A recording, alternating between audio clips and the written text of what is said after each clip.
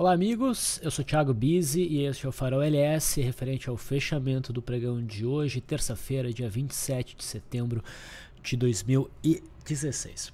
Então, vamos falar sobre os índices aqui no Brasil, lá nos Estados Unidos e dólar. Dá uma olhadinha muito rápida aí no juro. Aí na tela nós temos o gráfico diário do índice Bovespa, hoje um dia de alta, 0,57%. Depois de chegar a produzir um movimento de queda, aí da casa de 1 e 10% de baixa. Bom, o que esse gráfico nos diz? Primeiro vamos relembrar do que eu venho dizendo nos últimos faróis, da possibilidade, né, do mercado estar desenhando o ombro, cabeça a ombro, parecido de certa maneira com o ombro, cabeça a ombro que nós vimos em abril e maio, que tem, né, essa linha de pescoço inclinada para baixo. Esse ombro, cabeça a ombro, ele é mais amplo, ele é bonito, ele é melhor formado. Aí a gente tem mais espaço para um movimento corretivo, caso ele venha a ser detonado. E nós temos esta linha de tendência, a LTA, que está apoiando os preços, né? E o pregão de hoje, eu tinha uma expectativa baixista para o pregão de hoje, terça-feira.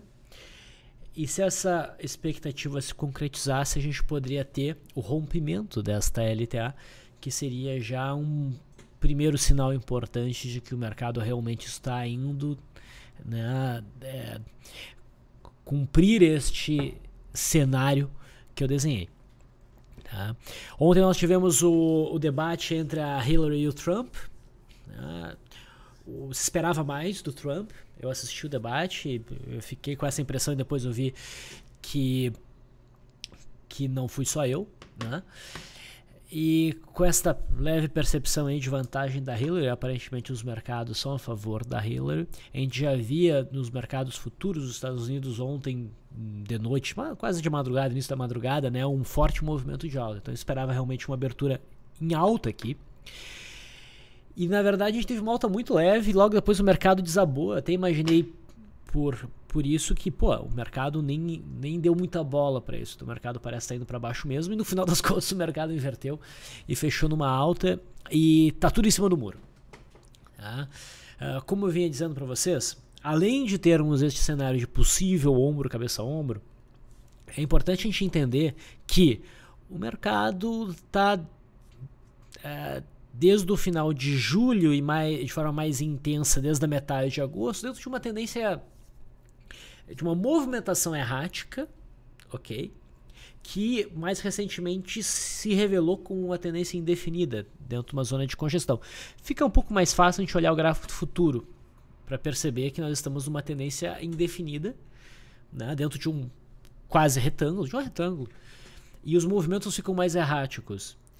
E uma das características de um mercado nesse comportamento é que os movimentos tendem a não ser muito consistentes, eles tendem a não ir muito longe antes de um movimento contrário, a gente nunca sabe até onde o mercado vai antes de dar uma virada.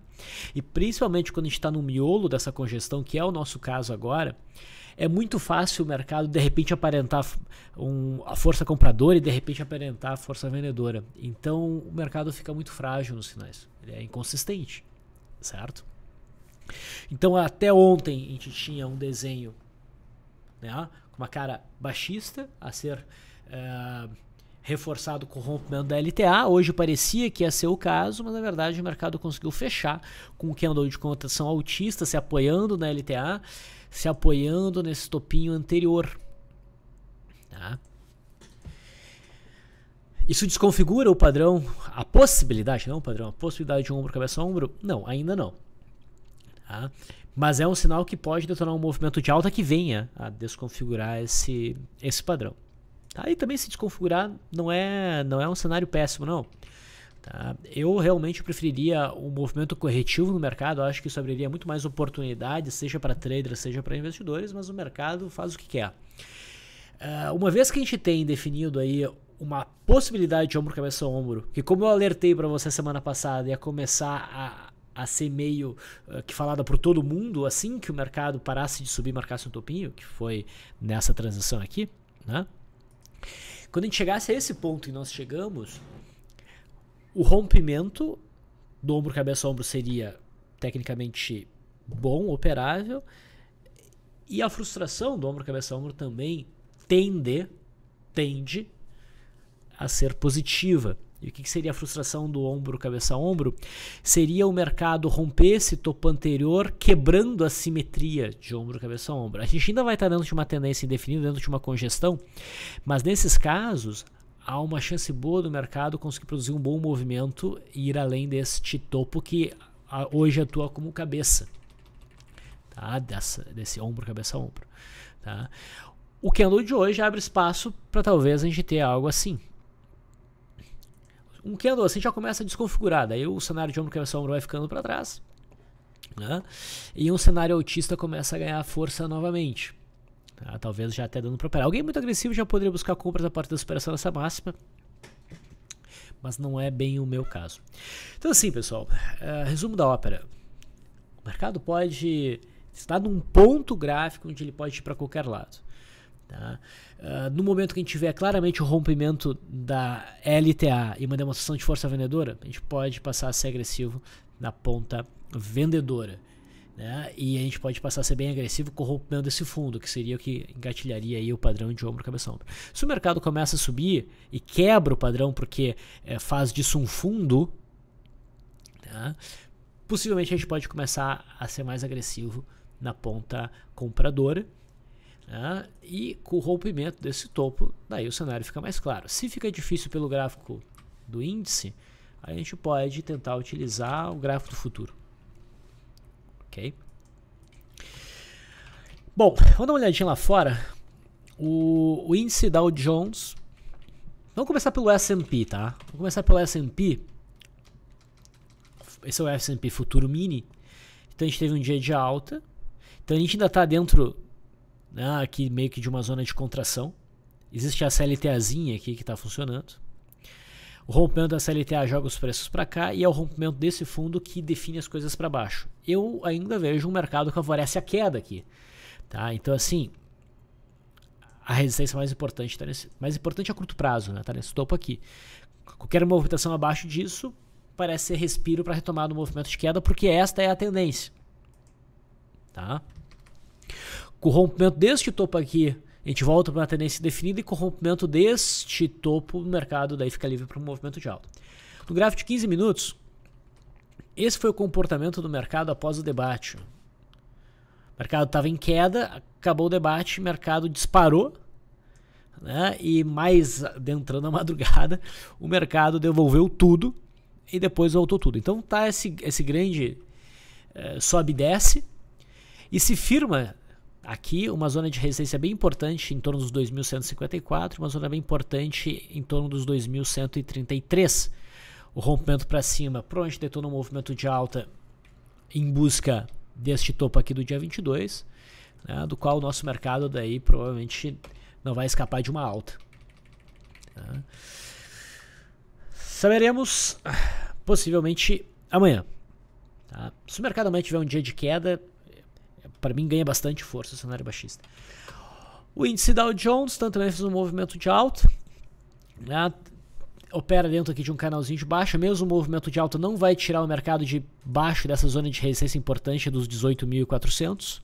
É o rompimento dessa que joga o mercado para cá, e o rompimento dessa estrutura que daí permite realmente o mercado ir embora.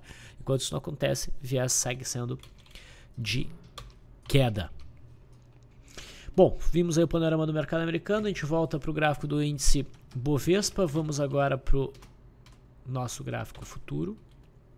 O diário não diz muita coisa, né? Que esse movimento indefinido. No intraday, reparem, nós estávamos aqui no fechamento de ontem e existia uma LTA que eu já apaguei. Uma LTA por aqui. Tá? O mercado abriu em alta, bateu na resistência do gap e rompeu com violência a linha d'água, a LTA. Sinalizou uma venda, a gente buscou o trade no pullback na linha d'água e o mercado fez um movimento até ao fundo aqui do dia 21. Não mostrou força no sinal de reversão, Só que o mercado foi subindo, foi subindo, foi subindo, foi subindo, foi subindo. Foi subindo, foi subindo, foi subindo, foi subindo. Aqui permitia até uma tentativa de venda e o mercado acabou estopando. Então o mercado mostrou bastante força. E agora, essa zona que foi rompida funciona como suporte. A gente está em cima dessa LTB, mas o mercado prosseguindo o movimento de alta.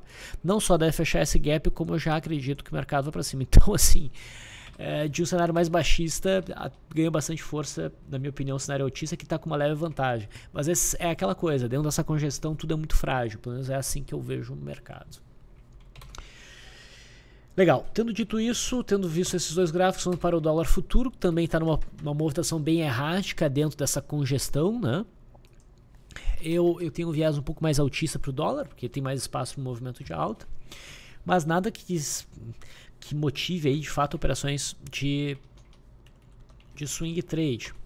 Tá? Olhando o gráfico intradiário de 60, nós tínhamos, né, essa zona de resistência identificada, o mercado bateu, corrigiu, e o rompimento dessa zona abriu espaço para movimentos de alta. O mercado hoje abriu em gap de baixo e ficou aí oscilando de uma forma também errática hoje, definiu um novo suporte intermediário e o cenário não mudou. A questão é que se houver rompimento dessa zona, fica até mais claro no gráfico de 15 minutos, tá? O cenário seria de alta. Então, resistência importante aqui próximo dos 3.259 e suporte importante por volta dos 3.221, rompimento para cima ou para baixo. Nos interessaria, possivelmente. Só que o problema é que a gente está um pouco longe dos dois, né? O mercado está um pouco mais próximo do suporte até, para oferecer um bom rompimento. O mercado errático, tá? Mercado errático. Nos contratos de juro, tem um F17. Não, nesse contrato nem interessa mais. Dei um F18. Tá? Segue em queda. Dei um F19. Também abriu numa queda. Pode ser talvez um gap de exaustão. Pode ser. É o melhor sinal até o momento. E eu dei um F25. No entanto, abriu um gap de baixo e rompeu um suporte bem importante. Isso aqui é mais significativo. Tá? Eu não vejo uma venda, o candle não é muito forte. Mas se o mercado consolidar aqui embaixo, é porque o juro provavelmente vai para baixo mesmo. E o que pode mudar o cenário aqui é o mercado voltar com alguma violência para dentro e marcar um rompimento falso. Daí a gente pode esperar aí algum movimento de alta. Mas uma tentativa aqui, não que eu opere juro, possivelmente já foi estopada. Vamos ver só a questão da volatilidade aqui, só para ter certeza do que eu estou falando. Vocês percebem que é tudo de improviso aqui, né? A volatilidade 1,3% é a margem. Teria batido stop. Teria batido stop hoje, se a gente tivesse feito uma compra de retorno da média. Buenas. Lamento não ter sido de maior ajuda. É que o mercado realmente está bem indeciso. Eu fico por aqui. Bom descanso e até amanhã.